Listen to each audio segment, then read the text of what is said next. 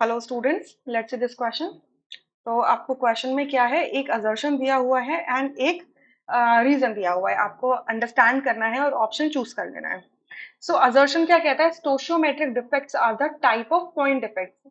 Stoichiometric defects जो होते हैं वो पॉइंट डिफेक्ट्स होते हैं एंड रीजन लिखा है stoichiometric defects are also known as thermodynamics defects. तो हम एक बार समझते हैं कि डिफेक्ट्स क्या है। ठीक है, डिफेक्ट्स क्या होते हैं, बेसिकली इनपरफेक्शंस होते हैं। इनपरफेक्शंस जो भी किसी क्रिस्टलाइन सॉलिड में आ जाते हैं। अब इसके पीछे वेरियस रीजंस हो सकते हैं, या फिर ये हो सकता है कि कोई लैटिस पॉइंट है नहीं, कोई ज्यादा आ गया है, कोई इम्प्यूरिटी आ गई है, कहीं पे नॉन स्टोशियोमेट्री आ गई है। सो सबसे पहले हम एक बात कर लेते हैं कि जो पॉइंट डिफेक्ट्स होते हैं, यहाँ पे जो पॉइंट डिफेक्ट्स होते हैं, ये पॉइंट डिफेक्ट्स क्या होते हैं। ये जो सबसे पहली कैटेगरी है पॉइंट डिफेक्ट की, ठीक है, पहले है पॉइंट डिफेक्ट। पॉइंट डिफेक्ट का मतलब क्या होता है कि किसी एक लैटिस पॉइंट पर कोई इम्परफेक्शन हो जाना। ठीक है, पॉइंट डिफेक्ट का मतलब क्या होता है, point defects are the irregularities और deviation from the ideal arrangement around the point और an atom in an crystalline substance. ठीक है, मतलब क्रिस्टलाइन सब्सटेंस में एक पॉइंट के अराउंड या एक पॉइंट पर या एक एटम पर कोई भी इनपरफेक्शन आना, कोई भी डेविएशन आना आइडियलिटी से, उसको हम क्या कहते हैं, पॉइंट डिफेक्ट कहते हैं। ठीक है, तो सिर्फ एक पॉइंट पर नजर आएगी। ठीक है, अभी जो पॉइंट डिफेक्ट्स होते हैं ये हमारे तीन पार्ट्स में डिवाइडेड होते हैं। पहले होते हैं स्टोशियोमेट्रिक डिफेक्ट, स्टोशियोमेट्रिक डिफेक्ट। ठीक है, दूसरे होते हैं non stoichiometric defect and third होते हैं हमारे impurity defect.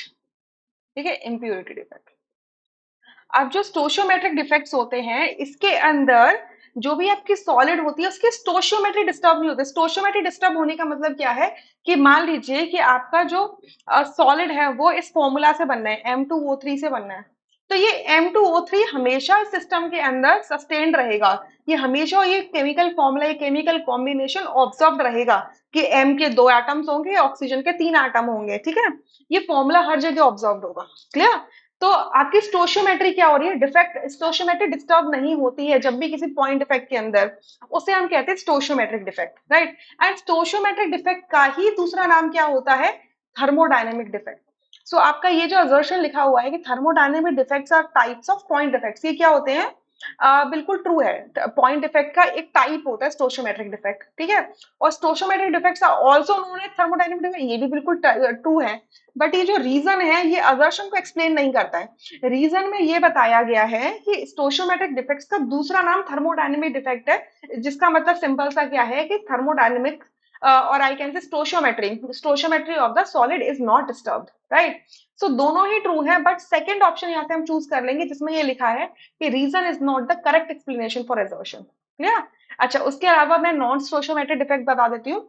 Non stoichiometric defects वो डिफेक्ट्स होते हैं जिसके अंदर आपके सिस्टम की स्टोशियोमेट्री डिस्टर्ब्ड हो जाती है। ठीक है, ठीक है, जिसमें डिस्टर्ब्ड हो जाती है, जैसे कि कहीं पर मेटल एक्सेस में आ जाता है, कहीं मेटल डेफिशिएंसी आ जाती है। ठीक है, और इम्प्यूरिटी डिफेक्ट वो होते हैं जिसमें किसी भी एक सॉलिड के अंदर जब क्रिस्टलाइजेशन हो रहा होता है तो कोई इम्प्यूरिटी इंट्रोड्यूस हो जाती है। ठीक है, वो होते हैं आपके इम्प्यूरिटी डिफेक्ट, राइट। सो आपको अगर इसका रेफरेंस चाहिए एनसीईआरटी से, तो आप एनसीईआरटी 12th क्लास की पार्ट 1 खोलेंगे, आप पेज नंबर 24 पर जाएंगे, वहां पर आप डिफेक्ट्स पढ़ सकते हैं, राइट। सो वहां पे सारे डिफेक्ट्स का इन्फॉर्मेशन आपको दिया हुआ है। I hope you understood this question. Thank you.